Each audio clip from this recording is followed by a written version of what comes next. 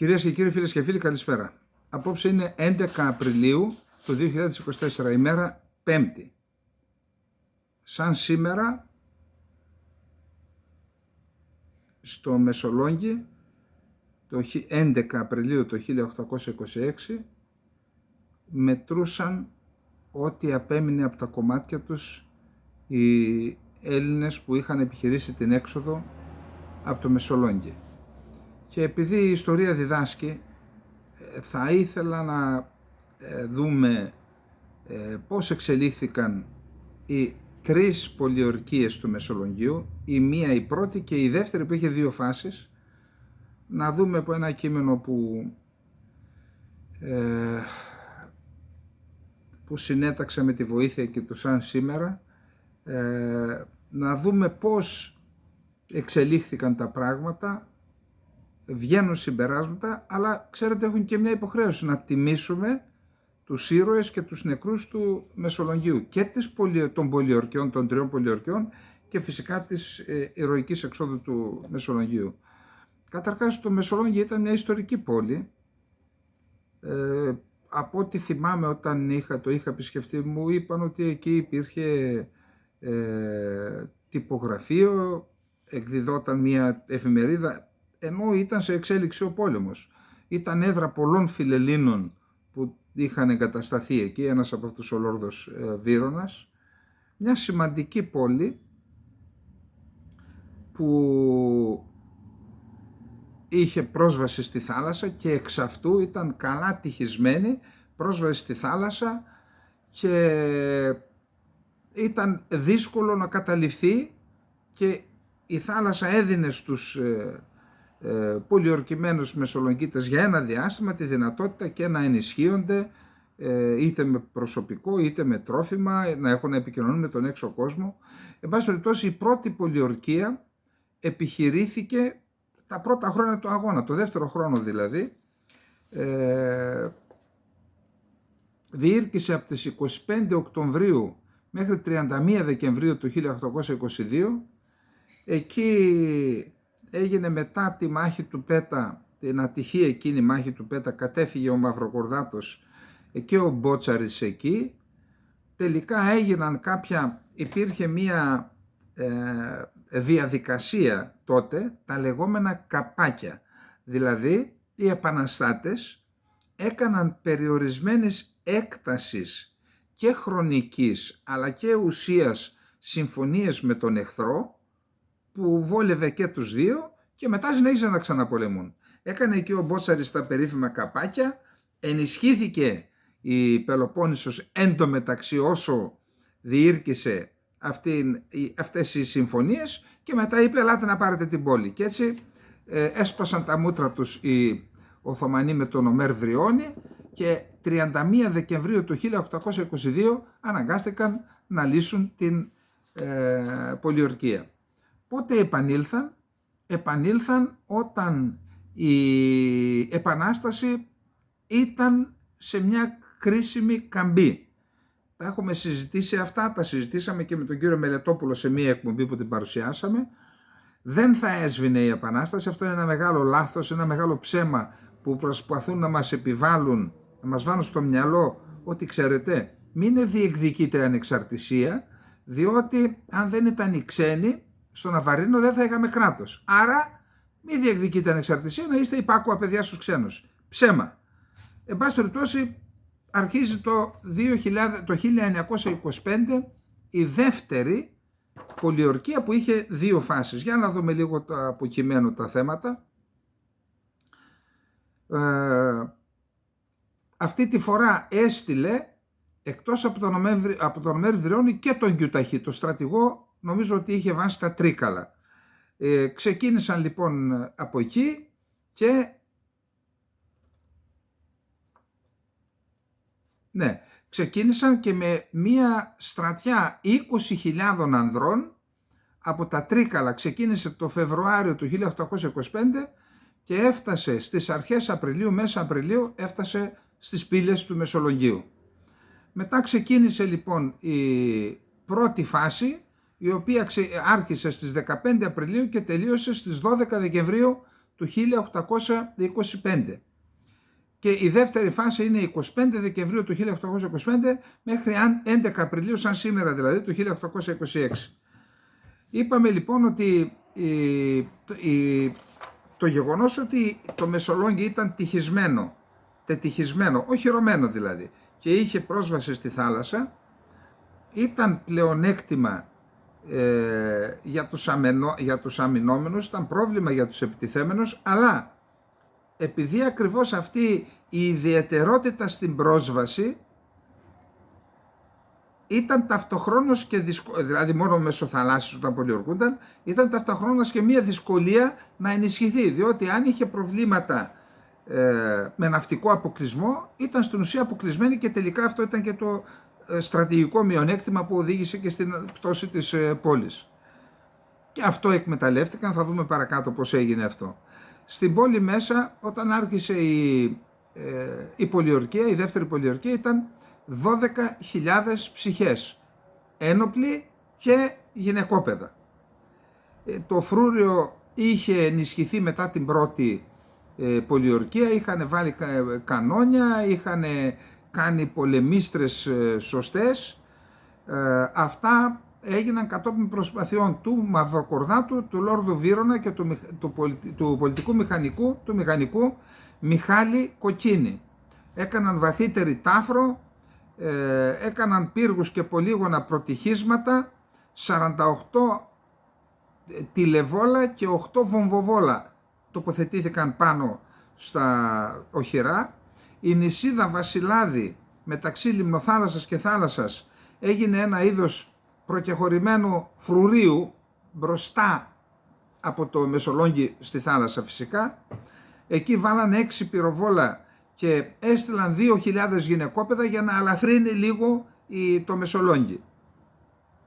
Μέσα στο Μεσολόγγι, είπαμε, έμειναν τελικώς 10.000 άτομα, αφού έστειλαν τους 2.000 στο Βασιλάδι, από τους οποίους 4.000 άνδρες, άριστοι πολεμιστές, οι περισσότεροι από την Ήπειρο, Σουλιώτες και από την Ετωλοακαρνανία, και άλλοι 1.000 άνδρες οι οποίοι δυνητικά θα μπορούσαν να πολεμήσουν. Δεν ήταν όμως πολεμιστές.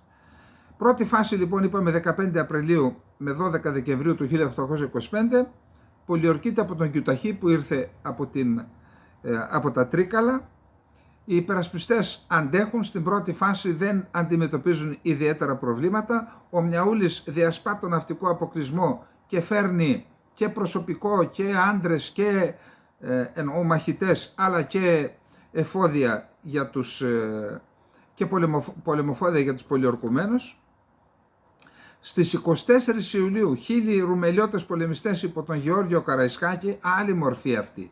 Και για αυτόν χρωστάμε κάτι, να κάνουμε αναφορά και σε αυτόν, όπως επίσης υπάρχουν και άλλες προσωπικότητες που πρέπει να κάνουμε αναφορές, που δυστυχώς περνούν κάτω από τα ραντάρ αυτών που μας δείχνουν. Λοιπόν, 1.000 ρουμελιώτες ανάγκασαν τον Κιουταχή, έρχεται από τη Ρούμελη, από την δυτική Ρούμελη ο Καραϊσκάκης, αναγκάζουν τον Κιουταχή να αποσύρει τις δυνάμεις του και να χαλαρώσει την πολιορκία εν ώψη της απειλής που αντιμετώπιζε από τον Καραϊσκάκη. Ο τουρκικός στόλος, παρενοχλούμενος από τον ελληνικό, αναγκάστηκε να καταφύγει στην Κεφαλονιά, η οποία ήταν υπό αγγλική κατοχή, και ζήτησαν βοήθεια και την έδωσαν φυσικά οι Άγγλοι. 5 Αυγούστου ο Κίτσος Τζαβέλας, επικεφαλής δυνάμεως Σουλιωτών πολεμιστών, μπήκε στην πόλη και, όπως καταλαβαίνετε, και ενίσχυσε το ένοπλο δυναμικό, αλλά αναπτέρωσε και το ηθικό της πόλης. Στις αρχές Νοεμβρίου έχουμε σύμπραξη στόλου Τούρκων και Αιγυπτίων και αποβιβάζουν ο Αιγυπτιακός στόλος 8.000 Αιγύπτιους στρατιώτες, και ένα μήνα αργότερα έρχεται και ο ίδιος ο Ιμπραήμ. Και έτσι Τούρκοι, Αιγύπτιοι αλλά και μουσουλμάνοι Αλβανοί δημιουργούν μια στρατιά που φτάνει τους 25.000 άνδρες. Πυροβολικό ανώτερο φυσικά από τους αμυνωμένους. Το δε πυροβολικό το διοικούσαν Γάλλοι αξιωματικοί. Προσέξτε πώς πάνε τα πράγματα. Αυτοί που μας λένε ότι μας απελευθέρωσαν οι Γάλλοι, οι Άγγλοι και οι Ρώσοι, εδώ κοιτάξτε τι γίνεται. οι Άγγλοι παρέχουν καταφύγιο στον τουρκικό στόλο στην Κεφαλονιά και οι Γάλλοι πολιορκούν το Μεσολόγγι. Δεν είναι έτσι. Παιχνίδια έπαιζαν. Όπου έγερνε η πλάστιγκα. Όταν είδαν ότι γέρνει προς την Ελλάδα, το έπαιξαν φιλέλληνες. Αν έγερνε προς την άλλη πλευρά, θα μας είχαν μακελέψει. Όπως μας μακέλεψαν στο Μεσολόγγι. Λοιπόν, άρα 25 Δεκεμβρίου λοιπόν το 1825 αρχίζει η δεύτερη φάση της πολιορκίας. Η πρώτη λύθηκε, όπως είπαμε, γιατί ενισχύθηκε το Μεσολόγγι, απέτυχαν. Τώρα λοιπόν έρχονται Αιγύπτιοι, Τούρκοι και Μουσουλμάνοι Αλβανοί, 25.000 άνδρες ξεκινούν τη δεύτερη και κυριότερη φάση από την τρίτη, την 2Β δηλαδή, 2Α και 2Β. Εδώ λοιπόν είχαν διάσταση απόψεων, άλλα έλεγε ο Ιμπραήμ, άλλα έλεγε ο Κιουταχής. Εν πάση περιπτώσει, οι δύο στρατοί άρχισαν τον ανηλεή βομβαρδισμό του Μεσολογγίου, κατέλαβαν το Βασιλάδι και την Κλίσοβα, δύο νησίδες που ήταν, είπαμε, προκεχωρημένα φυλάκια του Μεσολογγίου στη θάλασσα, και έτσι άρχισε να κλείνει, να σφίγγει ο κλειός στους πολιορκωμένους. Η κατάσταση λοιπόν μέσα στην πόλη έφτασε σε οριακό σημείο.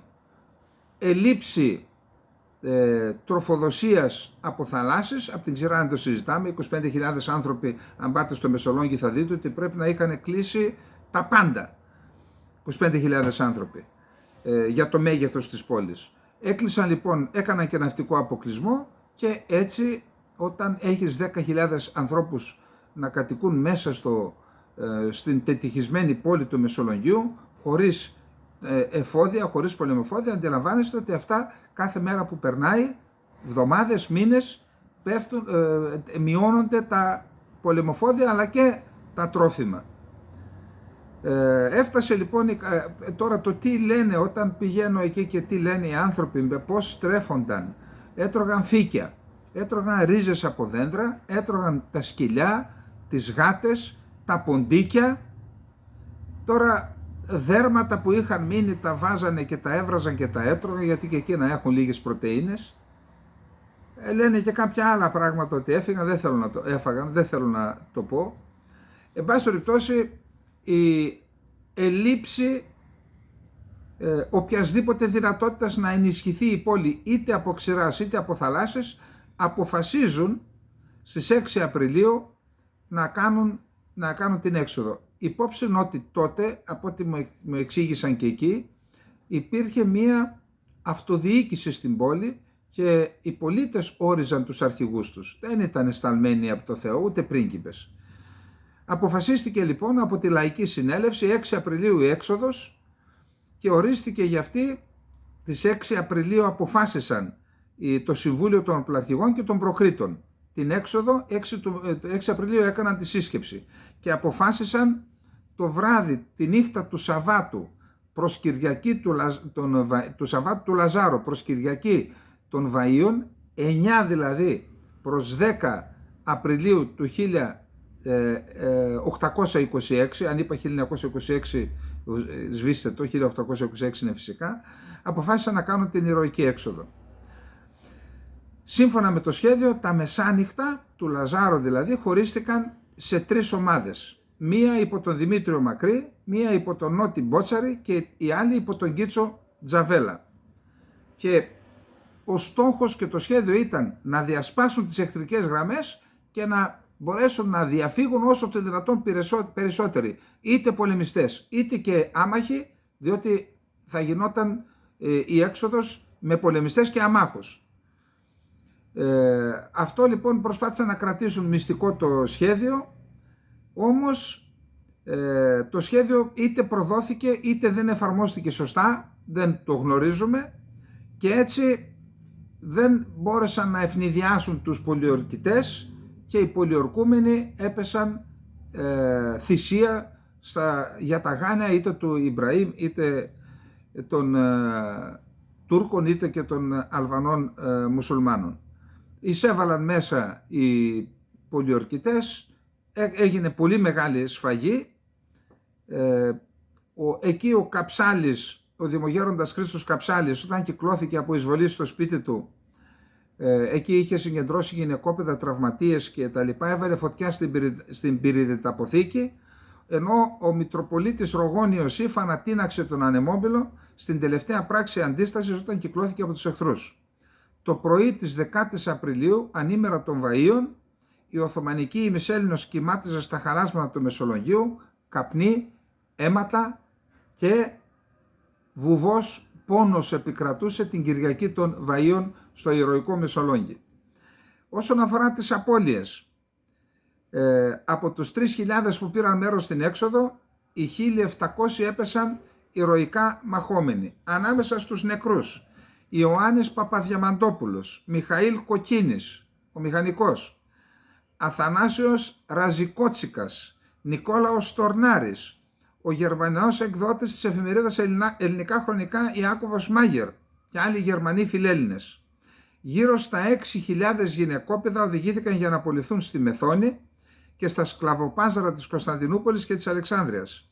Οι απώλειες για τους τουρκοαιγύπτιους εισβολείς ανήλθαν σε 5.000 άνδρες. Η Επανάσταση μετά την πτώση του Μεσολογγίου είχε σχεδόν κατασταλεί. Όμως η φλόγα παρέμενε άσβεστη και η ήττα μετατράπηκε σε νίκη. Όπως είπαμε προχτές για την γενοκτονία που έγινε στη Χίο, η οποία θα την δείτε όταν πάτε στο Μουσείο του Λούβρου, θα μείνετε άναυδοι από τον πίνακα που έκανε ο Ντελακρουά. Όπως η σφαγή εκείνη λοιπόν κινητοποίησε τα αισθήματα των διανοουμένων και των πολιτικών της Ευρώπης και είχαμε ένα κύμα φιλελληνισμού, έτσι και η σφαγή που έγινε στο Μεσολόγγι τόνωσε, αναπτέρωσε αν θέλετε το κίνημα των φιλελλήνων και το ενδιαφέρον των δυνάμεων της Ευρώπης και έπαιξε ρόλο στην τελική έκβαση του αγώνα. Αυτό φυσικά επηρέασε και την ευρωπαϊκή διπλωματία και είχε και συνέβαλε στην κατάληξη του αγώνα. Ήταν τότε που το πολιορκούμενο Μεσολόγγι παρακολουθούσε από την Ζάκυνθο ο Διονύσιος Σολωμός και έγραψε την ημιτελή ποιητική του σύνθεση «Ελεύθερη πολιορκημένη». Αμέσως μετά την κατάληψη του Μεσολογγίου, ο Κιουταχής με το στρατό του πήγε στην Ανατολική Στερεά Ελλάδα για να καταλάβει την Αττική. Ο Ιμπραήμ επανήλθε στην Πελοπόννησο και πήγε στη Μάνη και στην Αργολίδα, όπου εκεί έφαγε το ξύλο είτε από τον Κολοκοτρώνη είτε από τους Μανιάτες. Ορισμένοι Μανιάτες παραπονούνται ότι δεν τονίζουμε τον αγώνα τους. Πώς δεν τονίζουμε? Γιατί το λέτε αυτό? Απλά δεν πρέπει να μονοπολεί κανείς. Και είπαμε ότι αναγνωρίζουμε την πρωτοκαθεδρία στους αγωνιστές στον Θεόδωρο Κολοκοτρώνη, διότι είναι μια άποψη αυτή. Αν έχετε εσείς άλλη άποψη, κρατήστε την. Δεν επιβάλλει κανείς την άποψη του στους άλλους. Όπως είπαμε και για άλλες προσωπικότητες, είπα πριν από λίγο τον Καραϊσκάκη, υπάρχουν και άλλες προσωπικότητες που θα προσπαθήσουμε να τις αναδείξουμε, αλλά δεν θέλουμε να αδικήσουμε κανέναν. Δεν πάσχουμε από κανένα ούτε τοπικισμό, ούτε που μια πρόθεση αδικίας των μεν, των δε ή των άλλων. Προς Θεού. Το Μεσολόγγι λοιπόν τελικώς απελευθερώθηκε στις 11 Μαΐου του 1829. Το 1937 αναγνωρίστηκε ως ιερά πόλης και την Κυριακή των Βαΐων ορίστηκε ως επέτειος της εξόδου. Εδώ να πούμε ότι στην πόλη υπάρχει η παράδοση και οι οικογένειες, καταρχάς υπάρχουν κτίρια που είναι από τότε και όταν περπατάς και κάνεις περιήγηση στην πόλη σου λένε αυτό είναι αυτουνού, αυτό είναι αυτουνού, ανθρώπων που δεν γνωρίζουμε εμείς, γιατί δεν μπορεί να γνωρίζεις όλες τις οικογένειες, και διατηρούν και τις στολές, διατηρούν και τα όπλα που είχαν εκείνη την εποχή. Δηλαδή δεν είναι μόνο κατ' όνομα ιερή πόλη, έχουν και συνείδηση οι κάτοικοι του Μεσολογγίου και κρατούν ζωντανές τις μνήμες και του ιερού αγώνα αλλά και της ηρωικής εξόδου που έγινε την Κυριακή των Βαΐων του 1826. Θα περάσουμε στο δεύτερο θέμα μας. Το δεύτερο θέμα μας έχει δύο σκέλη. Το ένα είναι τα F-16, το περίφημο θέμα των F-16, και το άλλο είναι με τα θαλάσσια πάρκα και την αντίδραση της Τουρκίας και της Ελλάδας. Όσον αφορά τα F-16, ακούστε, είχαμε πρώτον πώς ξεκίνησε αυτό το θέμα να δούμε. Ξεκίνησε με την συνέντευξη που έδωσε, νομίζω, στην ελληνική τηλεόραση ο κύριος Δένδιας, όπου εκεί εξήγησε για ποιον λόγο είναι πλέον αναγκαίο να ξεφορτωθούμε τα Phantom, τα F-16 και τα Mirage 2005. Ή μας είπε τα Phantom μάλλον θα τα αποσύρουμε γιατί δεν μπορούμε να τα πουλήσουμε, αλλά θα πουλήσουμε τα F-16 και τα Mirage 2005. Και η δικαιολογία είναι ότι υπάρχει πολυτυπία στην ελληνική πολεμική αεροπορία και η πολυτυπία κοστίζει ακριβά. Εδώ λοιπόν το έχουμε εξηγήσει αυτό, είναι σωστό αυτό ως αρχή. Όταν όμως έχεις κάνει την πολυτυπία, ένα λάθος, ξέρετε, δεν διορθώνεται με ένα άλλο λάθος. Δεν μπορείς να δώσεις τα F-16 32 αεροσκάφη, τα οποία είναι συντηρημένα, είναι σε άριστη κατάσταση. Έχεις χειριστές έτοιμους, έχεις τεχνικούς έτοιμους, έχεις συνεργεία επισκευής και μια παράδοση, άριστη παράδοση. Έχεις κλίμακες ανταλλακτικών. Αυτά όταν τα δίνεις, είναι στην ουσία σαν να πετάς στα σκουπίδια μια τεράστια επένδυση που έχεις κάνει. Για να πάρεις τι, να πάρεις ψίχουλα. Εν πάση περιπτώσει, άρα η δικαιολογία του κυρίου Δένδια δεν στέκει. Άρα τι πρέπει να ψάξουμε από πίσω. Έρχεται λοιπόν το Newsweek και γράφει ότι η Ελλάδα θα δώσει την Ουκρανία.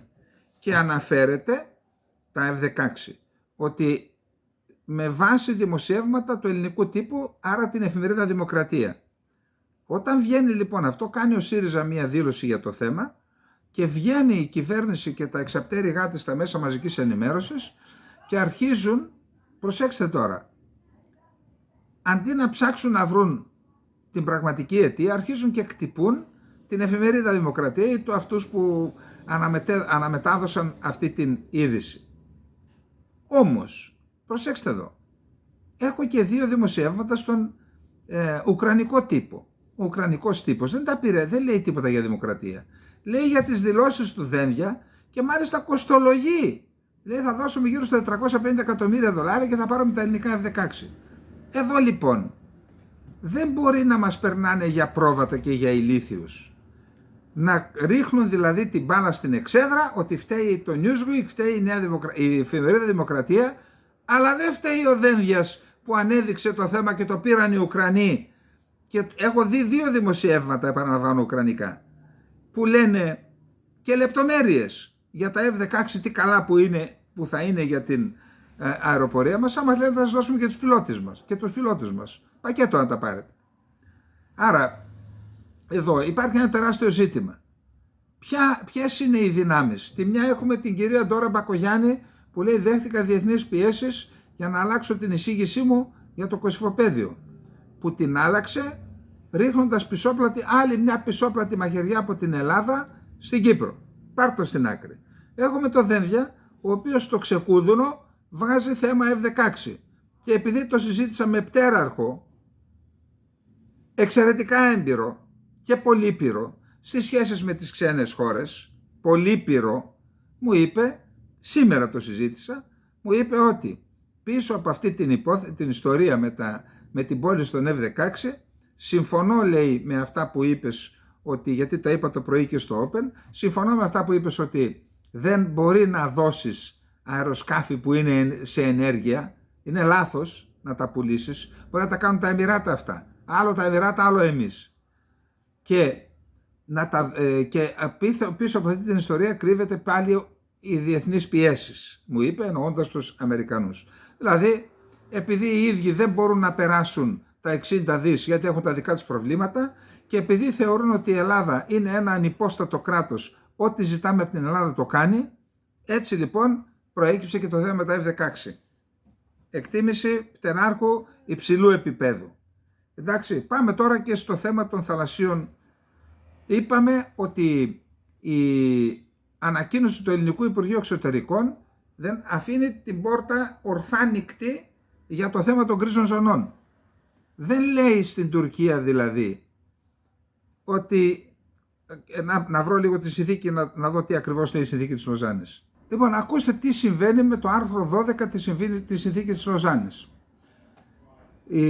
Το άρθρο 12 λοιπόν διασφαλίζει την κυριαρχία της Ελλάδος επί των ίσων της Ανατολικής Μεσογείου, εκτός Ήμβρου, Τενέδου και Λαγουσών, δηλαδή της Λίμνου, της Σαμοθράκης, της Μυτιλήνης, της Χίου, της Άμμου και της Ικαρίας. Εκτός αντιθέτου διατάξεως της παρούσας συνθήκης, ενίσε εκείμενε εις μικρότερην απόσταση των 3 μιλίων της Ασιατικής ακτής, παραμένουσιν υπό την τουρκική κυριαρχία. Εκτός εάν προβλέπεται άλλος, λέει. Προσέξτε μετά. Και η Τουρκία υπέγραψε ότι παραιτείται παντός τίτλου και δικαιώματος πάσης φύσεως επί των εδαφών ή εν σχέση προς τα εδάφη άτινα κίντε πέραν των προβλεπομένων υπό τις παρούσες συνθήκες ορίων, ως και επί των ίσων. Άρα, τι είναι αυτά που μας λέει το Υπουργείο Εξωτερικών και που μας είπε σήμερα ο κύριος Μητσοτάκης, αφήνοντας ανοιχτή την πόρτα για συζήτηση? Γιατί δεν κόβουν το βήχα, πώς τα λένε, τρεμπών, μου είχε συστήσει ο κύριος Γκατζιώνης, ο Χάρης, ο φίλος μου. Γιατί δεν του δίνεται ένα τρεμπόν το Ερντογάν, τη συνθήκη σε σιρόπι τρεμπόν, τώρα που δεν είναι και καλά. Να του κοπεί ο βήχας με τις γκρίζες ζώνες και λέτε αυτά τα ξενέρωτα αφήνοντας έκθετο το Αιγαίο. Για προσέξτε τι είπε σήμερα ο κ. Μητσοτάκης.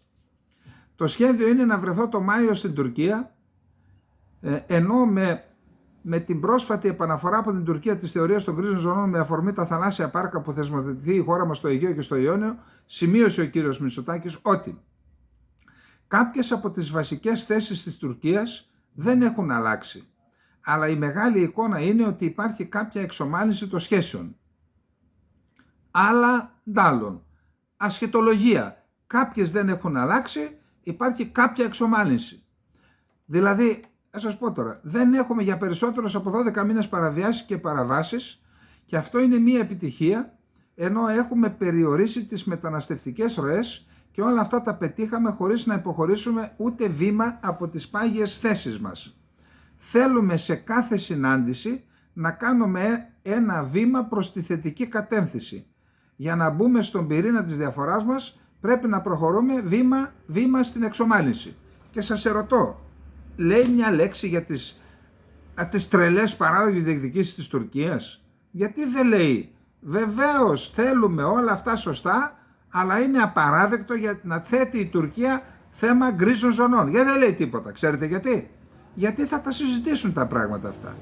Αυτά θα συζητηθούν με την Τουρκία. Ενώ ήταν η πάγια θέση της Ελλάδας, δεν συζητούμε θέματα κυριαρχίας και κυριαρχών δικαιωμάτων εκτός από τον καθορισμό, από την οριοθέτηση, τώρα λέει βήμα-βήμα τα συζητήσουμε. Τι θα συζητήσουμε?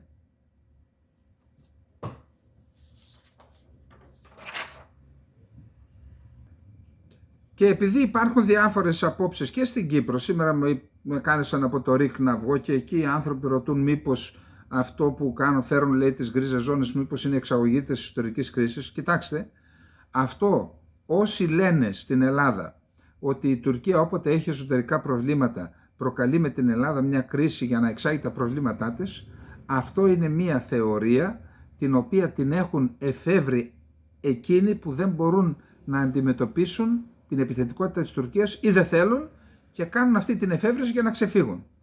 Ουδέν ψευδέστερον. Για να υποστηρίξεις κάτι τέτοιο, ξέρετε τι πρέπει να κάνεις?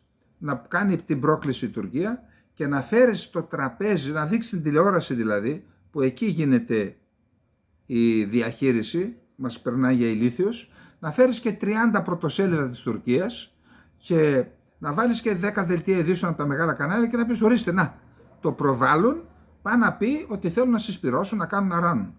Όταν κάνουν αυτή τη δήλωση και δεν υπάρχει τίποτα στα τουρκικά μέσα μαζικής ενημέρωσης, σημαίνει ότι αυτό είναι πολιτική του τουρκικού κράτους. Λένε, μήπως τώρα που ο Ερντογάν δεν είναι καλά λόγω της ήττας από τα ουδέν ψευδέστερων. Αυτά δεν είναι πολιτικές του Ερντογάν. Αυτές είναι πολιτικές του βαθέως κράτους. Είτε είναι ισχυρός ο Ερντογάν, είτε είναι αδύναμος, οι πολιτικές αυτές δεν αλλάζουν.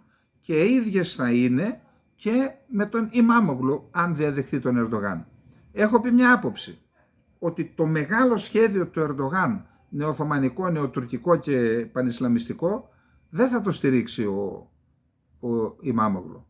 Αλλά σε ό,τι αφορά ζητήματα που αφορούν την Κύπρο και την Ελλάδα, πιστεύω ότι είναι περίπου αδύνατο να αλλάξει αυτήν την στρατηγική της Τουρκίας που ακολουθείται εδώ και δεκαετίες. Σχεδόν αδύνατο και να θέλει να το κάνει. Γιατί? Γιατί υπάρχει το βαθύ κράτος. Πάμε να δούμε τώρα το μεταναστευτικό. Να ξεκινήσουμε από την Κύπρο. Ξέρετε, αναλογικά, που να μην πω τώρα τι έκανε, μας δούλεψε η Τουρκία, μας χόρεψε στο ταψί, ιδιαίτερα μετά την κίνηση Τσίπρα Χριστοδουλοπούλου να ανοίξουν τα σύνορα το 2015, δώσαμε στα χέρια της Τουρκίας ένα όπλο σε εισαγωγικά πυρηνικό, κέρδισε καμιά 10 δισεκατομμύρια, κόντεψε να ρίξει την κυβέρνηση εδώ τότε με την Καθαρά Δευτέρα στον Εύρο, και όλα αυτά τα παπαγαλίζουν Έλληνες πολιτικοί σε ανώτατο επίπεδο ένα επιχείρημα που λέει ότι μα η Τουρκία έχει τόσο πολύ κόσμο, λέει.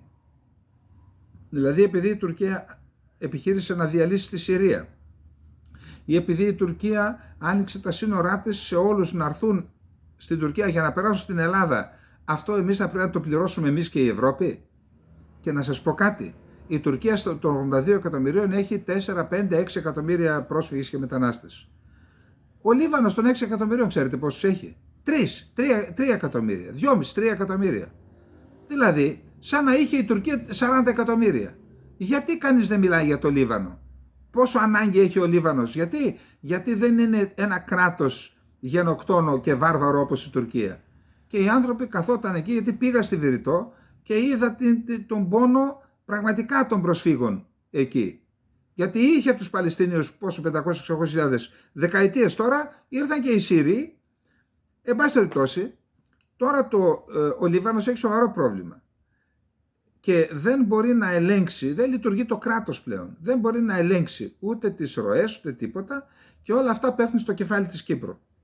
Γι' αυτό είχαμε επίσκεψη του Υπουργείου Εξωτερικών, νομίζω του Υπουργείου Εξωτερικών του Κόμπου στο Λίβανο. Νομίζω σήμερα μίλησε ο Χριστοδουλίδης και θα πάνε με τη Φόντερ Λάιν ο Χριστοδουλίδης, Φόντερ Λάιν τώρα, άλλα πράγματα από εδώ, θα πάνε στο Λίβανο. Αλλά από ό,τι μαθαίνω από τη Λευκοσία, ο Λίβανος σηκώνει τα χέρια ψηλά. Ρε παιδιά, όσα λεφτά και να μας δώσετε, δεν μπορούμε να τους σταματήσουμε. Τι σημαίνει αυτό? Αυτό σημαίνει ότι εκείνα τα κέντρα που επιχείρησαν να διαλύσουν τη Συρία, εκείνα τα κέντρα δεν διέλυσαν μόνο τη Συρία, τελικά διέλυσαν και το Λίβανο και στο τέλος θα διαλύσουν και την Κύπρο. Τι θα γίνει? 500 άτομα σε 2 μέρες. Εδώ η Φινλανδία κηρύσσει κατάσταση εκτάκτου ανάγκης γιατί μπήκαν 500 άτομα σε 5 μήνες. Και μπήκαν σε 2 μέρες στην Κύπρο. Η Φινλανδία που έχει μια αχανή έκταση που μπορεί εκεί να χωρέσει και 10 εκατομμύρια ανθρώπους, λέμε. Πού να χωρέσουν αυτοί στην Κύπρο και πού να πάνε από την Κύπρο? Εν πάση περιπτώσει ψηφίστηκε λοιπόν 6 κανονισμοί, 3 συστάσεις και 1 οδηγία.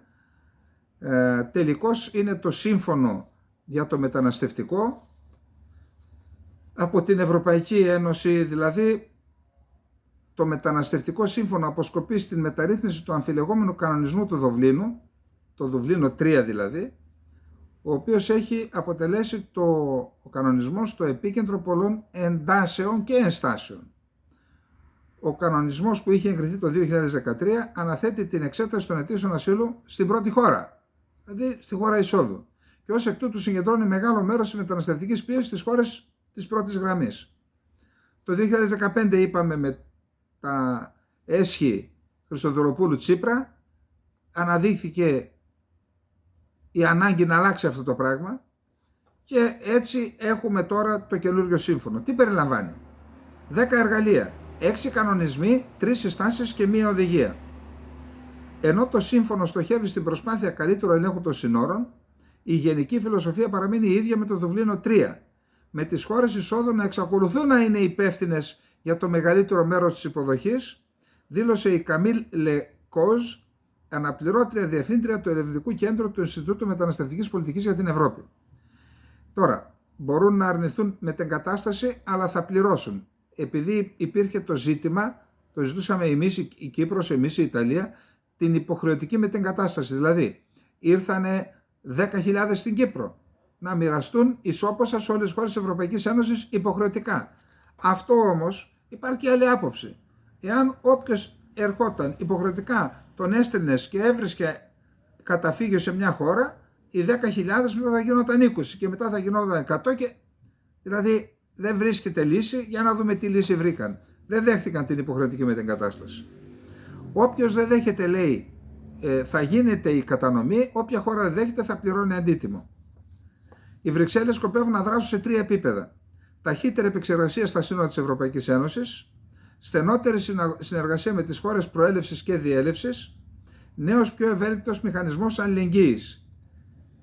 Όλα τα κράτη λοιπόν θα είναι υποχρεωμένα να συνεισφέρουν στο μηχανισμό αλληλεγγύης κατά προστίμηση με τη μορφή αποδοχής μετεγκαταστάσεων, αλλά έχουν προταθεί και άλλες επιλογές για τις χώρες που αρνούνται να υποδεχτούν αιτούντες άσυλο, όπως οικονομικές συνεισφορές ή άλλα μέτρα αλληλεγγύης, αποστολή προσωπικού, υλικοτεχνική βοήθεια σε άλλες χώρες κτλ. Κάθε χρόνο για την καλύτερη αποτίμηση των μεταναστευτικών ροών, η Επιτροπή θα συντάσει έκθεση και θα υποβάλει προτάσεις. Πηγές που εργάστηκαν πάνω στο κείμενο για τη νέα μεταναστευτική πολιτική της Ευρωπαϊκής Ένωσης είπαν στον Guardian ότι ένα από τα πιο αμφιλεγόμενα μέτρα για τις χώρες που θα κλείσουν τα σύνορα είναι να τους επιτρέπει να πληρώνουν 20.000 ευρώ το κεφάλι σε ένα κοινό ταμείο για κάθε έναν που δεν δέχονται. Εντάξει. Θα βρούμε τρόπους ώστε ακόμα και αν το σύμφωνο μετανάστευσης τεθεί σε ισχύ, να προστατεύσουμε την Πολωνία από το μηχανισμό μετεγκατάστασης, είπε ο Ντόναλντ Τούσκ, πρωθυπουργός της Πολωνίας, κατά τα άλλα Ευρωπαίος Επίτροπος. Καταλάβατε? Τέλος πάντων, λύση για την Κύπρο.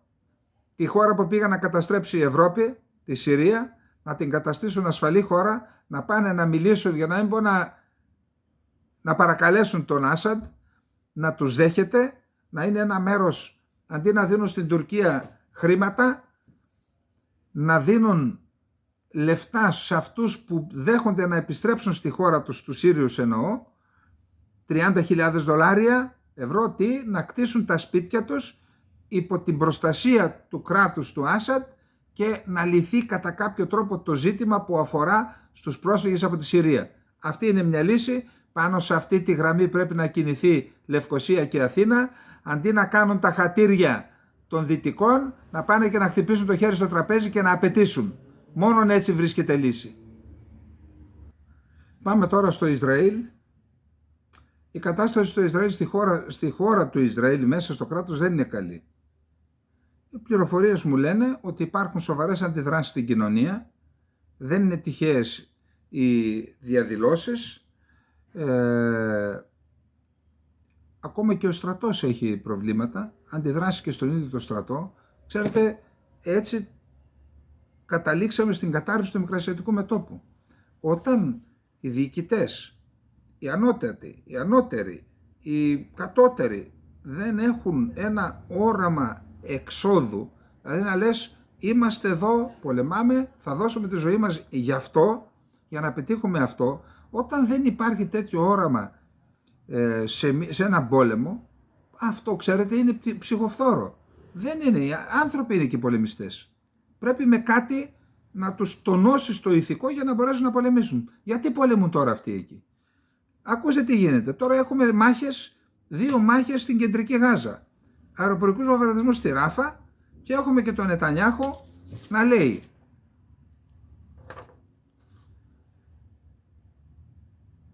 για σενάρια που μπορούν να προκύψουν σε άλλες περιοχές. Προετοιμάζεται ο πρωθυπουργός Νετανιάχου την ώρα που συνεχίζεται ο πόλεμος στη λωρίδα της Γάζας, και ενώ υπάρχουν ανησυχίες ότι πώς θα αντιδράσει το Ιράν, έτσι, για το χτύπημα.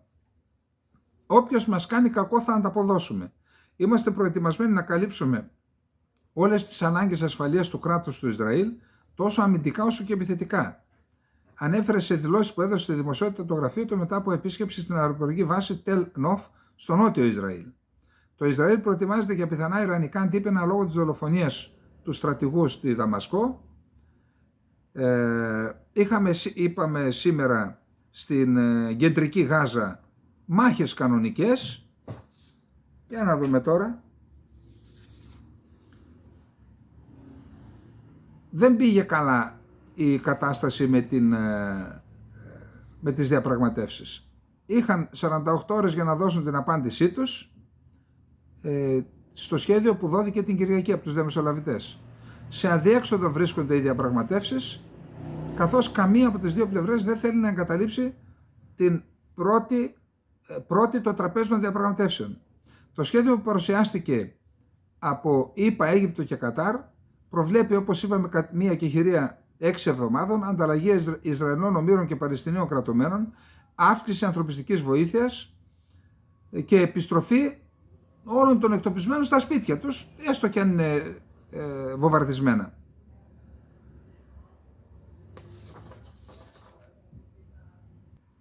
Έτσι λοιπόν, παρότι δόθηκε αυτή η διορία των 48 ώρων, φαίνεται ότι δεν έχουμε πλήρη κατάρρευση των συνομιλιών, αλλά δεν έχουμε και κάθετη είτε θετική είτε αρνητική απάντηση. Δηλαδή, ακόμα εξετάζεται το θέμα. Και ενώ συμβαίνουν αυτά, με βομβαρδισμό που έγινε στο σπίτι όπου έμεναν η οικογένεια του Ισμαήλ Χανίγια, του πολιτικού ηγέτη της Χαμάς, μετά από βομβαρδισμό σκοτώθηκαν οι 3 παιδιά του Χανίγια και 4 εγγόνια. Και μάλιστα για το θέμα, λέει, ο Ισραηλινός στρατός το επιβεβαίωσε. Για να δούμε το ρεπορτάζ και να κάνουμε και ένα σχόλιο για το θέμα. Η στάση της Χαμάς δεν θα αλλάξει στις διαπραγματεύσεις για την εκεχηρία στη Γάζα, δήλωσε ο ηγέτης της Χαμάς Ισμαήλ Χανίγια μετά το θάνατο 3 γιών και 4 εγγονών του σε βομβαρδισμό του Ισραήλ. Χθες Τετάρτη η Χαμάς ανακοίνωσε ότι σκοτώθηκαν 3 γη και 4 εγγόνια του Ισμαήλ Χανίγια σε αεροπορικό πλήγμα στον καταβλισμό προσφύγων Σάτι στην πόλη της Γάζας. Ευχαριστώ το Θεό για την τιμή που μας έκανε να γίνουν μάρτυρες οι 3 γη μου και ορισμένα από τα εγγόνια μου, δήλωσε ο Χανίγια. Ο εχθρός έβαλε στο στόχαστρο όχημα στο οποίο επέβαιναν. Όχημα τελικά. Ο Ισραηλινός στρατός επιβεβαίωσε πως εξαπέλυσε αεροπορική επιδρομή εναντίον των 3 γιών του Χανίγια, χαρακτηρίζοντάς τα μέλη του στρατιωτικού βραχίωνα της Χαμάς. Η εξέλιξη καταγράφηκε την ώρα που οι μεσολαβητές το είπαμε αυτό. Ο εχθρός νομίζει πως μπορεί να σπάει τη βούληση του λαού μας και να οθήσει τους ηγέτες να κάνουν υποχωρήσεις. Μπορεί να ονειρεύεται. Το αίμα που χύθηκε θα μας κάνει ακόμα πιο ανυποχώρητους, είπε ο Χανίγια. Οι διεκδικήσεις μας είναι ξεκάθαρες και δεν θα τις εγκαταλείψουμε. Εάν ο εχθρός πιστεύει ότι βάζοντας στο στόχαστρο τους γιους μας στην κορύφωση των διαπραγματεύσεων και προτού η Χαμάς δώσει την απάντησή της, θα οθήσει το κίνημα να αλλάξει θέση, απατάτε. Ο Ερντογάν και ο Φιντάν, πρόεδρος Τουρκίας και υπουργός εξωτερικών, τηλεφώνησαν και του είπαν συλληπιτήρια. Επίσης ο πρόεδρος του Ιράν, ο Ιμπραήμ Ραϊσί, και ο Ναΐμ Κασέμ, νούμερο 2 στη Χεσμολάχ του Λιβάνου, τον πήραν τηλέφωνο και του έδωσαν συλληπιτήρια. Τώρα να πούμε κάτι. Το Ισραήλ λέει ότι ήταν και οι 3 μαχητές της Χαμάς. Υπάρχουν και 4 εγγόνια εκεί. Τώρα θα σκοτώνουμε τα παιδιά των αντιπάλων μας. Πού οδηγείται τώρα αυτό το πράγμα? Δεν μπορώ να καταλάβω. Η ιστορία του ελληνισμού είναι γεμάτη πολέμους. Και μάλιστα πολλοί πόλεμοι γινόταν και μεταξύ μας. Πόλη με πόλη ελληνική. Αλλά υπήρχε σεβασμός στους αμάχους, στα παιδιά, στους... Εντάξει, παιδιά, είπαμε. Ο Μπένι Γκάντς είναι κεντρώος πολιτικός. Όταν έκανε έκκληση ο Νετανιάχου μετά την επίθεση της Χαμάς, τη βάρβαρη επίθεση της Χαμάς της 7ης Οκτωβρίου, 7ης δεν ήταν, με τα απίστευτα εγκλήματα που έκαναν με την εισβολή, λέμε τα μεν, να λέμε και τα δε, τότε έκανε έκκληση ο Νετανιάχου στα άλλα κόμματα να κάνουν κυβέρνηση εθνικού συνασπισμού. Ανταποκρίθηκε ο Μπένι Γκάντς, ηγέτης ενός κεντρώου κόμματος. ο οποίος συμμετέχει στο πολεμικό συμβούλιο. Δεν είναι στην κυβέρνηση, αλλά στο πολεμικό συμβούλιο. Αλλά ανταποκρίθηκε στο αίτημα. Ο οποίος τι είπε, λέει, εμείς, λέει, την ιτήθηκε στρατιωτικά η Χαμάς. Γιατί? Διότι έχουμε εξοντώσει πολλά στελέχη της και όσοι έχουν απομείνει κρύβονται. Άρα στρατιωτικά κάτι θέλει να πει. Στρατιωτικά, λέει, νικήσαμε. Από στρατιωτικής απόψεως η Χαμάς έχει ιτηθεί. Οι μαχητές της εξοντώθηκαν ή κρύβονται. Οι δυνατότητες της περιορίστηκαν και θα συνεχίσουμε να χτυπάμε ό,τι έχει απομείνει. Αυτά τα είπε πηγαίνοντας στην πόλη Σδερότ. Η Σδερότ είναι κοντά στη Γάζα και έχει φάει πολλές ρουκέτες, όχι τώρα και πριν, που προέρχονταν από τη Γάζα. Για τον Ισραηλινό στρατό είπε, η νίκη θα έρθει βήμα-βήμα. Δεν θα σταματήσουμε, θα μπούμε στη Ράφα, θα επιστρέψουμε στη Χαν Γιουνίς, που χθες σας είπα ότι ξανά είναι υπό τον έλεγχο της Χαμάς.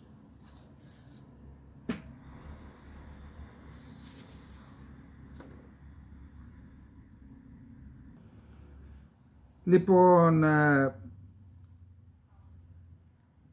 είπαμε νομίζω προχτές ότι η Νικαράγουα έβγαλε στη σέντρα τη Γερμανία και είπε ότι η Γερμανία, το δικαστήριο που εξετάζει το αν διαπράττει γενοκτονία ή όχι το Ισραήλ στη Γάζα, μετά από έγκληση της Νότιας Αφρικής, ήρθε και η Νικαράγουα και λέει να εξετάσει εάν υποβοηθά τη γενοκτονία η Γερμανία, γιατί η Γερμανία είναι η δεύτερη χώρα εξαγωγής οπλισμού στο Ισραήλ. Εκεί λοιπόν είχαμε την υπεράσπιση από πλευράς της Γερμανίας, μια δικηγόρος πήγε εκεί πέρα, για να δούμε εδώ,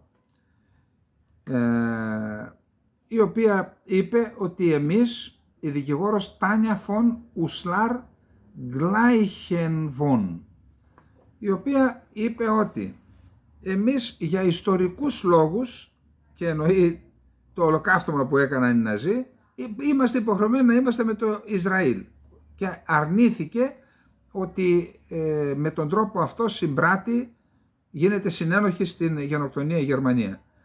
Επίσης είπε η Νικαράγουα το γεγονός ότι έκοψε τη χρηματοδότηση στην UNRWA, είναι και αυτό μια απόδειξη, στο φάκελο της Νικαράγουας είναι αυτό, ότι υποστηρίζει το Ισραήλ στη γενοκτονία, διότι είναι αυτής της διακοπής της χρηματοδότησης θα πεθάνουν άνθρωποι.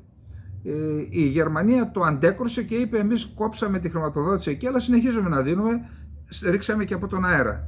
Εν πάση περιπτώσει συνεχίζεται η δίκη, να δούμε που θα καταλήξει. Πάντως έκλεισε η Γουατεμάλα, η Νικαράγουα, την πρεσβεία της στη Γερμανία μετά από αυτά.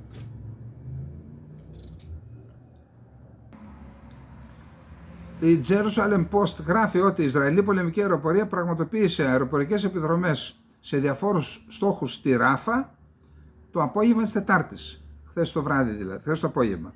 Ο Σμότριχ, ο ακροδεξιός υπουργός οικονομικών νομίζω του Ισραήλ, η πρώτη φάση των αυξανωμένων συγκρούσεων στη Ράφα, στην Deir Μπαλάχ και στην Ουσιράτ θα ξεκινήσει σήμερα, Πέμπτη.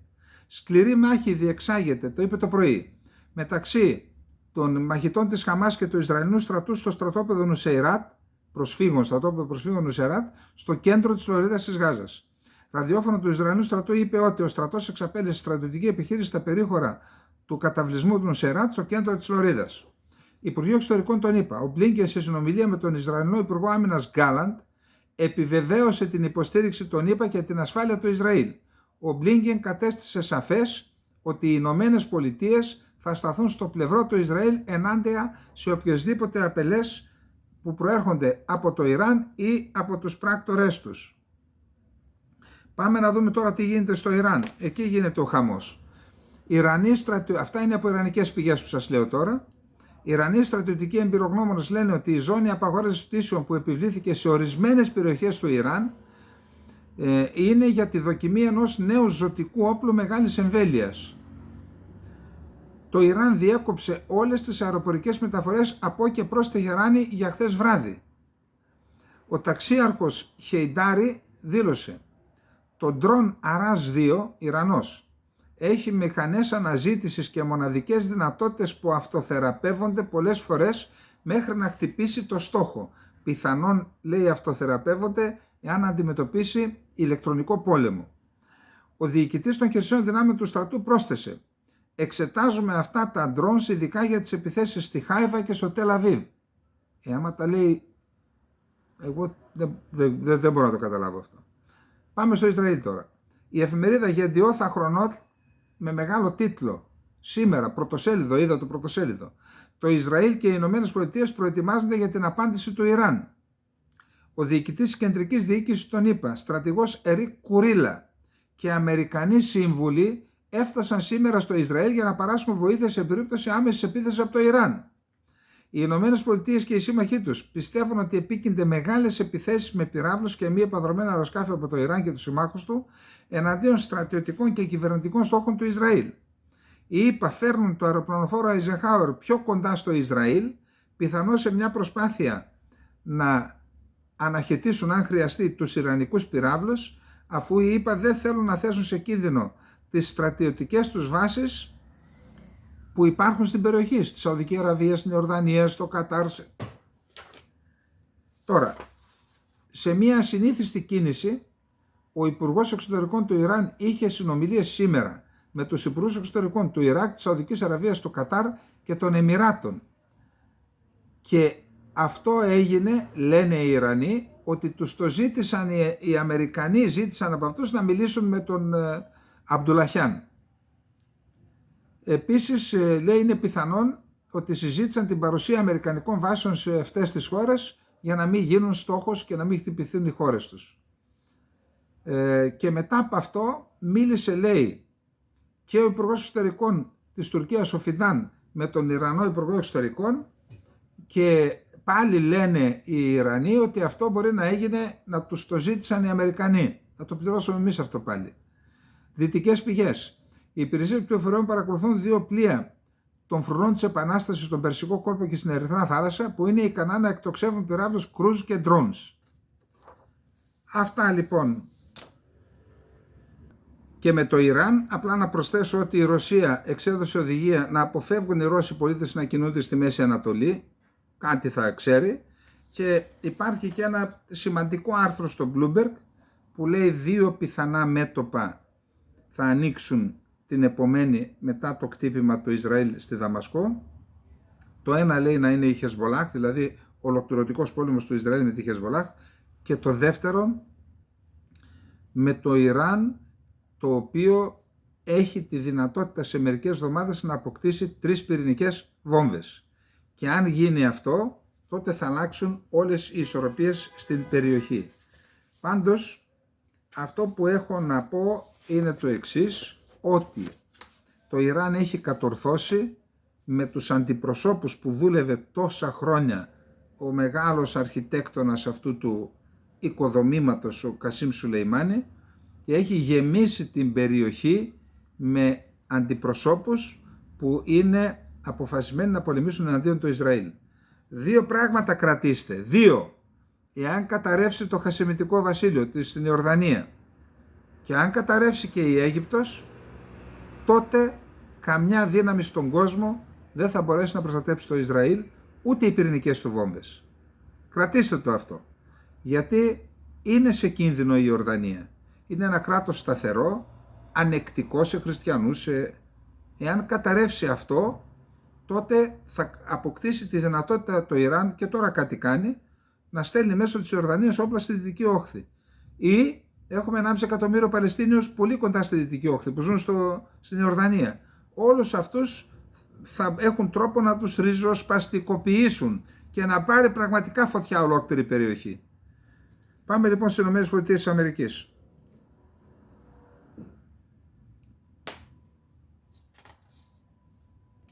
Είπαμε χθες ότι έχει μεγάλο πρόβλημα ο πρόεδρος της Βουλής των Αντιπροσώπων, ο Τζόνσον, εξαιτίας του ότι υπάρχει μια σκληροπυρηνική βουλευτής, η Μάρζορι Τέιλορ Γκριν, η οποία είναι αποφασισμένη να υπάρχουν διαδικασίες να τον οδηγήσει σε καθαίρεση, να προκαλέσει την καθαίρεσή του.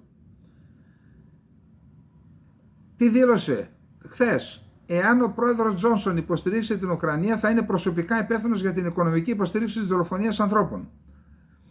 Μετά από συνάντηση που είχε η Green με τον Τζόνσον, με τον Μάικ Τζόνσον, είπε ότι δεν μπόρεσε να καταλήξουν σε συμφωνία σε ορισμένα ζητήματα πολιτικής, εξαιτίας των οποίων οφείλει να τον απομακρύνει από τη θέση του. Αναφέρει η The Hill. Τον πάνε για απόσυρση. Συγκεκριμένα, σύμφωνα με την Green, στη διάρκεια αυτής της συνάντησης επανέλαβε την έκκλησή της προς τον Τζόνσον να σταματήσει την αμερικανική χρηματοδότηση στο Κίεβο. Δεν είμαστε εμείς υπεύθυνοι για τον πόλεμο στην Ουκρανία. Είμαστε υπεύθυνοι για τον πόλεμο στα σύνορα των ΗΠΑ. Τα σύνορα των ΗΠΑ είναι τα μόνο σύνορο που έχει σημασία για μας. Και αν συνεχίσει να χρηματοδοτεί την Ουκρανία, θα είναι προσωπικά υπεύθυνος για τη χρηματοδότηση της συνεχιζόμενης δολοφονίας ανθρώπων σε μια ξένη χώρα που δεν είναι σύμμαχός μας στο ΝΑΤΟ. Η Green σημείωσε ότι ο Τζόνσον δεν έχει δώσει απάντηση για τα επόμενα βήματα που σχεδιάζει να κάνει για το θέμα της Ουκρανίας. Θα το παρακολουθούμε αυτό. Ο Τραμπ στην ουσία διέψευσε τον Ζελένσκι και είπε ότι δεν θα επισκεφτεί την Ουκρανία. Τον κάλεσε και κάπου είπε ότι εντάξει, συμφωνήσαμε να επισκεφτεί, όχι, λέει, δεν θα επισκεφτεί. Τώρα, ένας πρώην συνεργάτης του Τραμπ, στις επιχειρήσεις του Τραμπ, ο Άλεν Ουάισελμπεργκ, τιμωρήθηκε με φυλάκιση 5 μηνών αφού δήλωσε ένοχος τον περασμένο μήνα για ψευδορκία σε δίκη για τα οικονομικά του Ντόναλντ Τραμπ.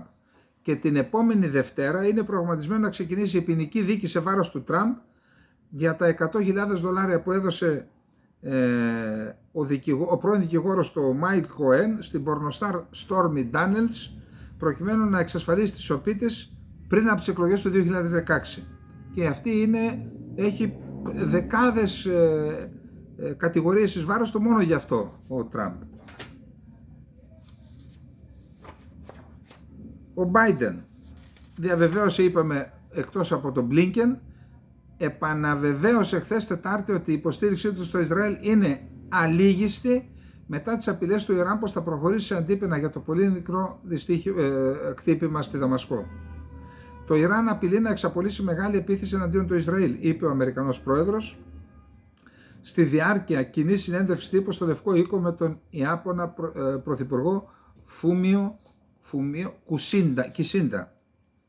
Έχουμε προσέγγιση των ΗΠΑ με την Ιαπωνία, κοινή αντιαεροπορική ομπρέλα στην περιοχή εναντίον της Κίνας και όχι μόνο, και της Ρωσίας. Να πάμε λοιπόν Ρωσία-Ουκρανία. Εκεί έχουμε νέο νόμο για επιστράτευση στην Ουκρανία.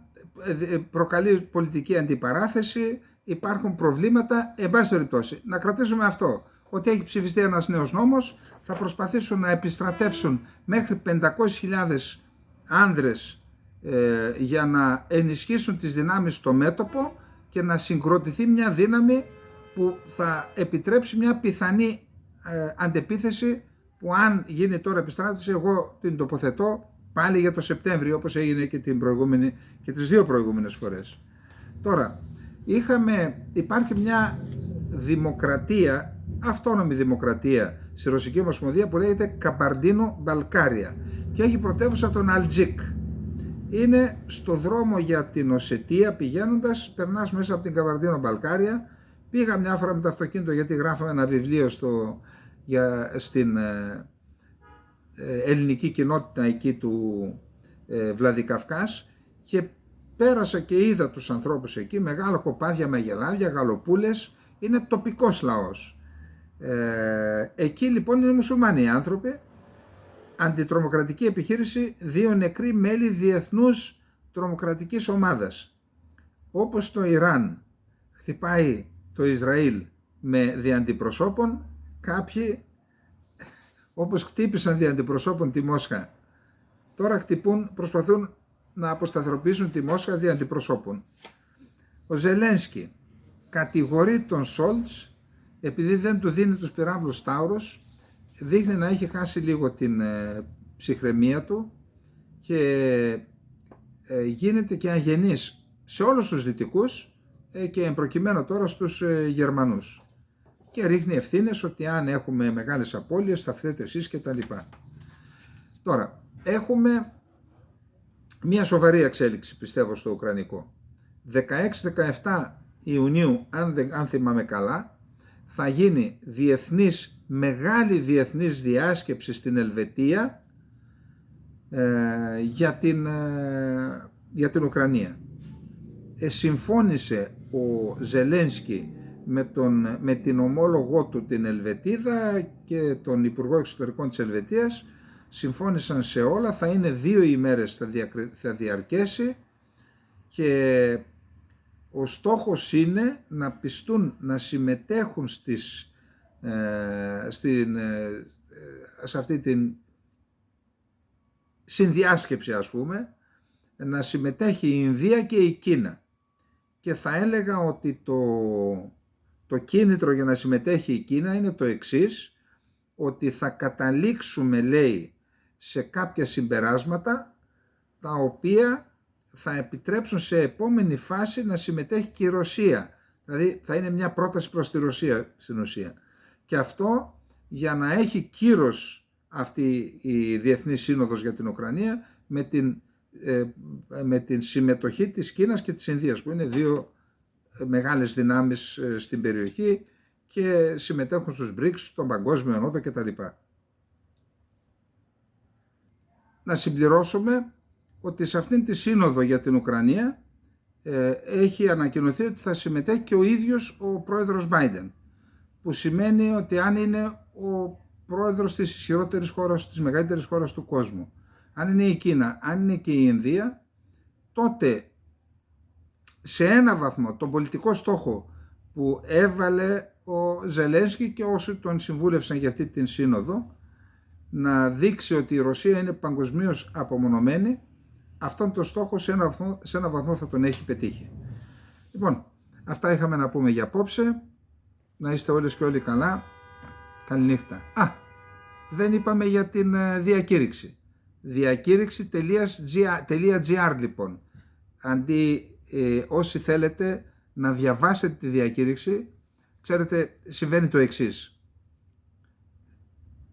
Ο κόσμος δεν γράφει πλέον. Δεν γράφουν δυνατά πολιτικά κείμενα τα οποία να σε εμπνέουν, να σε συναρπάζουν, να σου δίνουν μια ελπίδα. Θεωρώ ότι η διακήρυξη του κυρίου, που είναι έργο του κυρίου Αϊφαντή, που έγινε διαπεριφοράς, βάλαμε όλοι, κάναμε κάποιες διορθώσεις, αλλά ο κορμός είναι του κυρίου Αϊφαντή, είναι ένα σημαντικό κείμενο, εμένα με ικανοποιεί και με εμπνέει και γι' αυτό είμαι ένας από τους 15 που υπέγραψαν. Σας καλώ λοιπόν να το διαβάσετε, διακήρυξη.gr, όπως ακούτε, διακήρυξη όλα γιώτα, το διακήρυξη. Λοιπόν, μπείτε, διαβάστε τη διακήρυξη, υπογράψτε, δώστε το ονόματά σας. Έτσι ξεκινούν οι μεγάλες ανατροπές στην ιστορία. Άμα περιμένουμε από κάπου να έρθουν τα εκατομμύρια, να έχουμε και 2 κανάλια, να έχουμε και το αυτό και το εκείνο για να κάνουμε μια κίνηση, τότε είμαστε αυτοπαγιδευμένοι εξ υπαρχής. Αυτή είναι μια γνήσια κίνηση για την εθνική κυριαρχία και για την Κύπρο. Και εκεί στην Κύπρο υπογράψτε, οι Έλληνες του εξωτερικού υπογράψτε, να έχουμε τα στοιχεία σας, να σε ενημερώσουμε, γιατί ετοιμάζουμε για κάτι ωραίο τώρα. Από ώρα σε ώρα, από μέρα σε μέρα θα το μοιραστούμε μαζί. Λοιπόν, καληνύχτα.